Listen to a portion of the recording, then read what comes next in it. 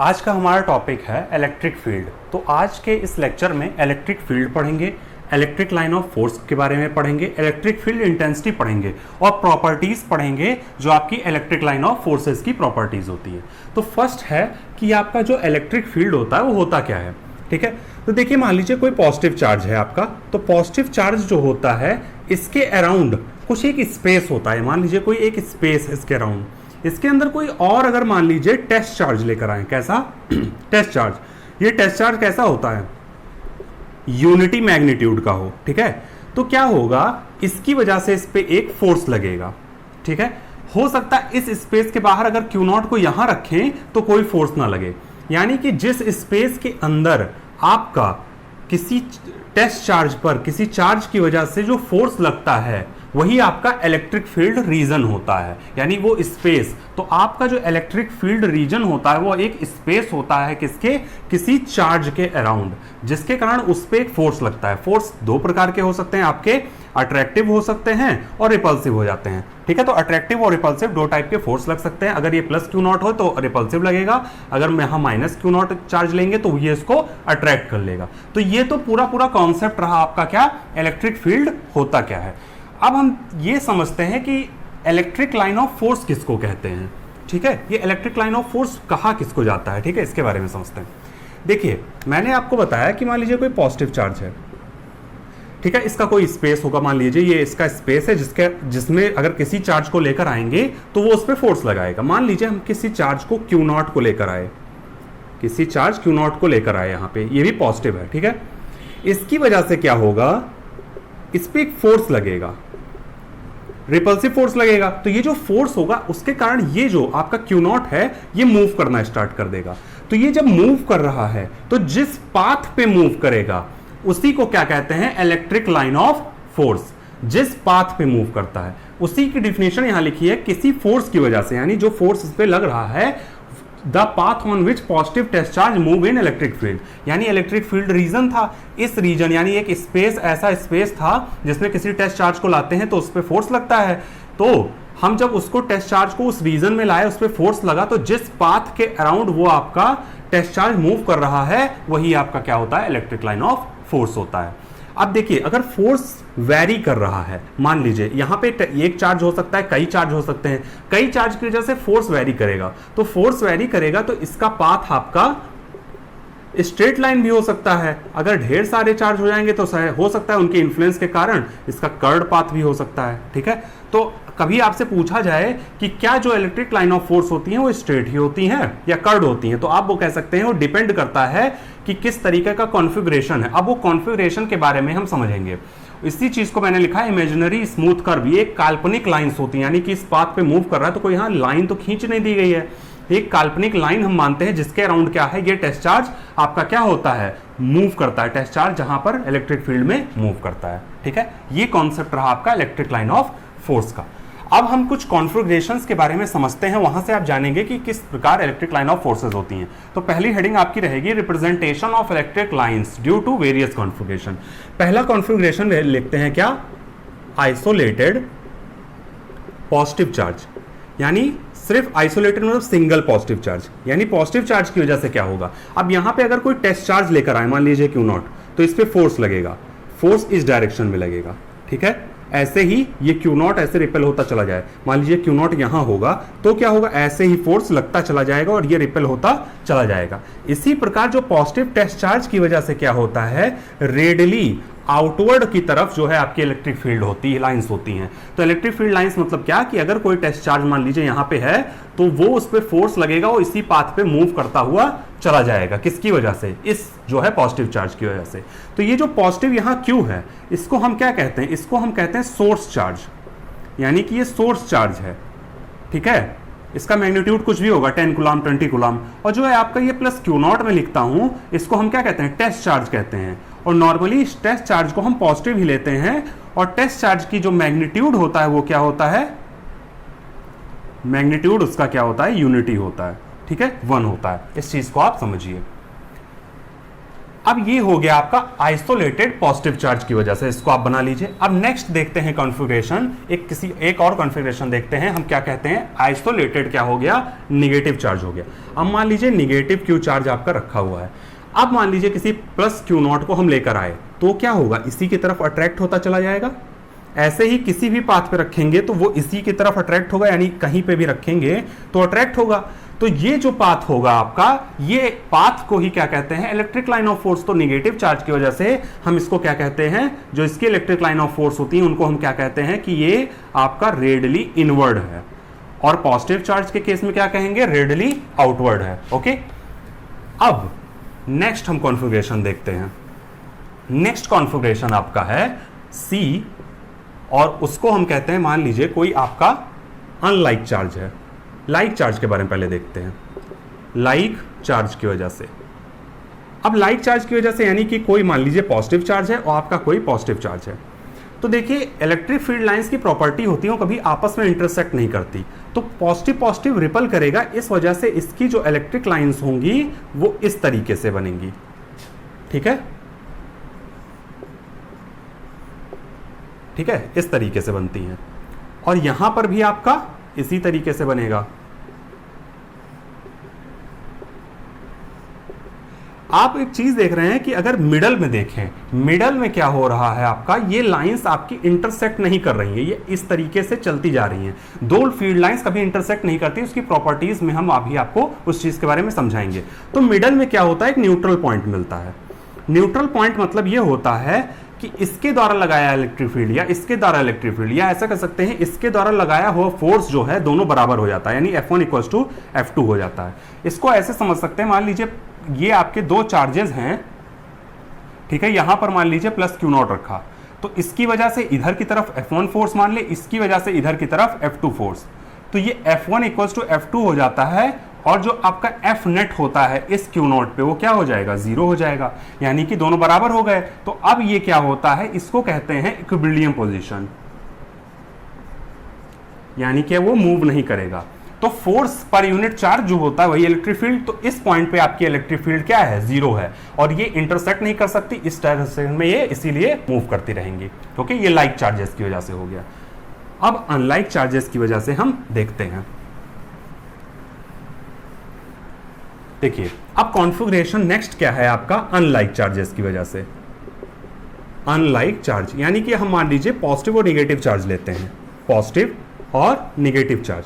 देखिए इसमें क्या होता है, इसमें जो इलेक्ट्रिक फील्ड लाइंस होती हैं, मैंने भी बताया रेडियली आउटवर्ड होती हैं पॉजिटिव से, रेडियली इनवर्ड होती हैं नेगेटिव पे। तो यहां से जो फील्ड लाइंस शुरू होंगी वो आपकी कहां पे जाएंगी, वो आपकी नेगेटिव पर टर्मिनेट होंगी। तो इलेक्ट्रिक फील्ड लाइंस की इस तरीके से प्रॉपर्टी समझ सकते हैं कि जो electric field line of force जिसको बोलते हैं, इलेक्ट्रिक फील्ड लाइंस सिंपली बोलते हैं, वो पॉजिटिव से शुरू होती हैं और टर्मिनेट किस पे होती हैं, नेगेटिव पे होती हैं। ओके, इस तरीके से अनलाइक चार्ज का कॉन्फ़िगरेशन आपका होता है, इसको आप याद रखिएगा।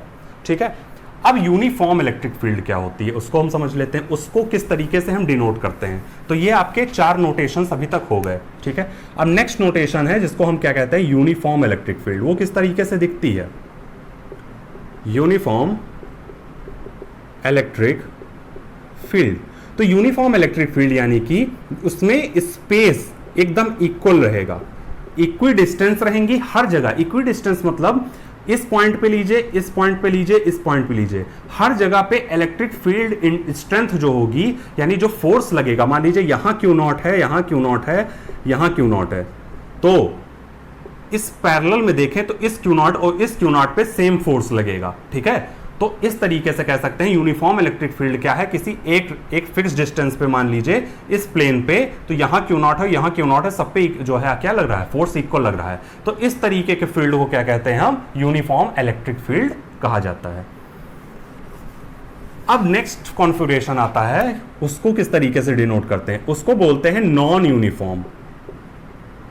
नॉन यूनिफॉर्म इलेक्ट्रिक फील्ड को हम दर्शाते कैसे, मान लीजिए कोई आपकी ऐसी फील्ड लाइंस हैं, ठीक है, तो ये आपकी नॉन यूनिफॉर्म है। देखिए यहाँ पर डेंसिटी बहुत दूर दूर है, मान लीजिए यहाँ EA है और यहाँ क्या है डेंसिटी, यानी कि लाइंस की क्या है पास पास है, तो EA में क्या है, EA जो है आपका वो लेस देन होगा EB के। इसका मतलब हम ये समझ सकते हैं कि डेंसिटी जो होती है, यानी फील्ड लाइंस की अगर डेंसिटी बहुत ज़्यादा है, इसका मतलब वहाँ पर अगर Q0, किसी को Q0 जो है रखेंगे वहाँ पर पॉजिटिव चार्ज, तो उस पर भी फोर्स ज़्यादा लगेगा। और डेंसिटी ज़्यादा है, इसका मतलब जो इलेक्ट्रिक फील्ड स्ट्रेंथ है वो क्या है, वहाँ पे ज़्यादा है। इसके बारे में हम यहाँ पे ये समझते हैं। तो ये आपके कुछ पॉइंट्स हो गए, ठीक है। अब नेक्स्ट हम इसमें देखते हैं जो मैंने लिखा है पॉइंट 1, सेकेंड पॉइंट कि फॉलोइंग पैटर्न जो होते हैं इलेक्ट्रिक लाइन ऑफ फोर्स या इलेक्ट्रोस्टैटिक लाइन ऑफ फोर्स, वो एग्जिस्ट नहीं करते, क्योंकि वो ऐसा हो नहीं सकता। अब उसमें क्या है कि आपकी इलेक्ट्रिक फील्ड लाइंस कभी भी क्या हो सकती हैं, कभी भी सर्कुलर नहीं हो सकती, यानी कैन नॉट बी सर्कुलर। कभी भी इलेक्ट्रिक फील्ड लाइंस आपकी क्या हो सकती, जो है सर्कुलर कभी भी नहीं हो सकती। दूसरा, मान लीजिए इलेक्ट्रिक फील्ड लाइंस कुछ ऐसे थी और एक इलेक्ट्रिक फील्ड लाइन दूर हो गई, इसके बीच में कुछ है ही नहीं, तो ऐसा भी कोई केस नहीं हो सकता, ठीक है। इस चीज को आप याद रखिएगा।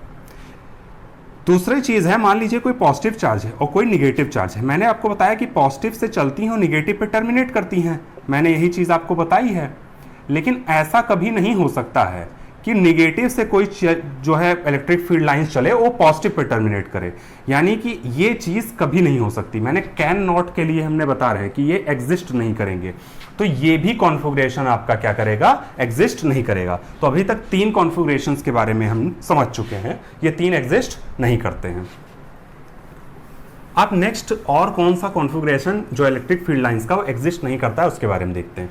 देखिए 2 इलेक्ट्रिक फील्ड लाइंस है मान लीजिए, ठीक है, 2 इलेक्ट्रिक फील्ड लाइंस हैं, वो आपस में कभी भी क्या कर सकती, इंटरसेक्ट नहीं कर सकती। ऐसा क्यों होता है? मान लीजिए ये एक इलेक्ट्रिक फील्ड लाइन जा रही है, हमें इस पॉइंट पे चाहिए कि इस पॉइंट पे इलेक्ट्रिक फील्ड की डायरेक्शन क्या है, तो हम इस पे एक टेंजेंट ड्रॉ करेंगे। इस पे एक टेंजेंट जो ड्रॉ करते हैं वही जो है फोर्स की डायरेक्शन, इलेक्ट्रिक फील्ड की डायरेक्शन होती है।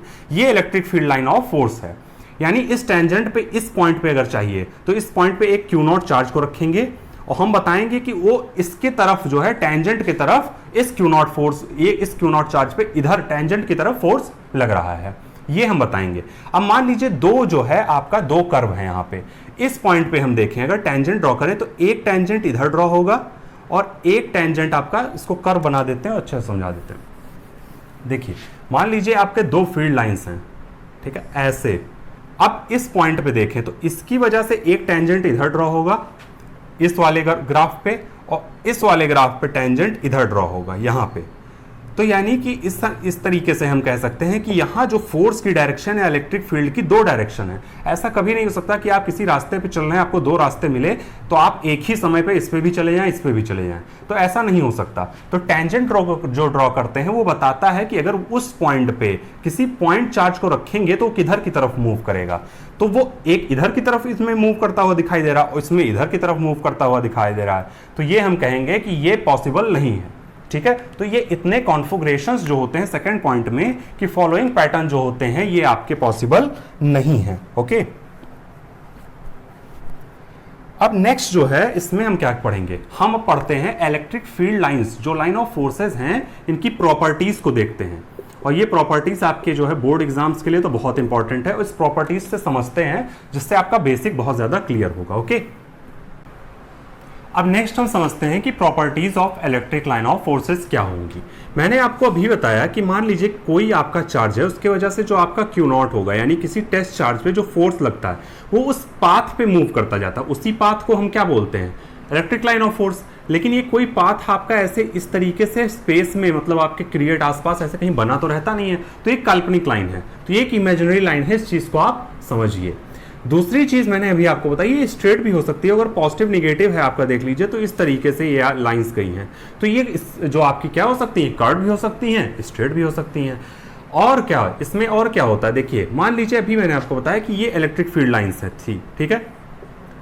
यहाँ पे क्या था, इलेक्ट्रिक फील्ड लाइंस क्या है, पास पास हैं, इस जगह पे दूर दूर हैं। तो यहाँ पे मान लीजिए इलेक्ट्रिक फील्ड लाइंस EA है और यहाँ EB है, तो जो डेंसिटी होती है अगर ज्यादा रहेगी तो इलेक्ट्रिक फील्ड लाइंस की इंटेंसिटी भी ज्यादा रहेगी। ऐसा क्यों होता है, देखिए यहाँ पर जितना ज्यादा चार्ज होगा चार्ज पे डिपेंड करता है, जितना ज्यादा चार्ज होता है समझ लीजिए उसकी इलेक्ट्रिक लाइन ऑफ फोर्स उसमें उतनी ज्यादा होंगी। अगर मान लीजिए कोई 2 कूलम का चार्ज है, मान लीजिए वो 2 लाइंस निकाल रही है, तो 4 कूलम का जो चार्ज होगी वो आपकी क्या होगी, 4 लाइंस निकालेगी। यानी डिपेंड करता है चार्ज जितना ज्यादा होता है उस जगह पे इलेक्ट्रिक फील्ड लाइंस ज्यादा होती हैं। अब यहां मान लीजिए यहां क्या है, डेंसिटी ज्यादा है, यानी कि डेंसिटी ज्यादा है, यहां इलेक्ट्रिक फील्ड लाइंस ज्यादा है। इलेक्ट्रिक फील्ड लाइंस अगर ज्यादा होंगी तो यहां पर जो Q0 पे लगने वाला फोर्स होगा वो क्या होगा, वो ज्यादा होगा। इस वजह से आपका EB is greater than EA आता है। ओके, नेक्स्ट प्रॉपर्टी देखते हैं, फोर्थ पॉइंट की originate from positive and terminate at negative. ये मैं आपको पहले भी बता चुका हूं कि पॉजिटिव से निकलती है नेगेटिव पे, ऐसा कभी नहीं होगा कि नेगेटिव से निकलें और पॉजिटिव पे आ जाएं।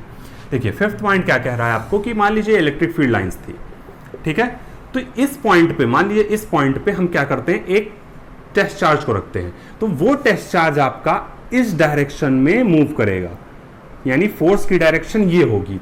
तो किसी पॉइंट पर अगर हमें इलेक्ट्रिक फील्ड लाइंस की डायरेक्शन चाहे फोर्स की डायरेक्शन चाहिए तो उस कर्व पे हमें एक टेंजेंट ड्रॉ करना होगा और उस टेंजेंट के अलोंग ही लग जाता है। इसको आप ऐसे समझ सकते हैं, मान लीजिए आपका एक सेंटर है और आपने यहाँ पे एक थ्रेड बांध दिया और यहां से आपने किसी ऑब्जेक्ट मतलब कोई भी स्टोन बांध दिया, उसको आप सर्कुलेट कर रहे हैं, अचानक उसको छोड़ देंगे तो वो डायरेक्टली इस तरफ जाएगा। ठीक है, ये आप फिजिक्स में 11th में पढ़ते हैं, ठीक है, सेंट्रीपिटल फोर्स, सेंट्रीफ्यूगल फोर्स, काफी चीजें इसमें पढ़ाई जाती हैं आपको। ठीक है, तो इस तरीके से ऐसे टेंजेंट ड्रॉ होता है, उसी के अलोंग क्या होता है आपका फोर्स का डायरेक्शन होता है। नेक्स्ट है not form close loop, close loop नहीं बनाती, ये मैं आपको बता चुका हूं। 7th पॉइंट क्या है, continuous in space and there is no sudden break, यानी कि देखिए आपकी फील्ड लाइंस जो है देखिए कॉन्टिन्यूअस है, ये इन्फिनिटी तक ऐसे जो है चलती चली जाती हैं। ठीक है, लेकिन ऐसा कभी नहीं होगा कि यहां से ऐसे फील्ड लाइंस जा रही हो उसका ऐसे ब्रेक हो गया हो, ऐसा कभी नहीं होता। क्यों? क्योंकि आपका जो टेस्ट चार्ज है वो यहां मूव करता जा रहा है, यानी उस पर अगर मान लीजिए कि कोई पॉजिटिव चार्ज Q था जो कि 2 कूलम, उसकी वजह से जो फोर्स लग रहा था वो इस डायरेक्शन में लगता जा रहा है और वो इधर मूव करता जा रहा है, जिसकी वैल्यू मैंने आपको पढ़ा रखी है कि 1/4πε0, जो आपका इस Q0 अपॉन r²। तो भले फोर्स जो है इनवर्सली प्रोपोर्शनल है, वैल्यू फोर्स की घटती चली जाएगी लेकिन वो लगता हुआ चले जाएगा, ऐसा नहीं होगा कि यहां से इतने दूर में न लगे उसके बाद लगे, ऐसा कभी नहीं हो सकता। ओके,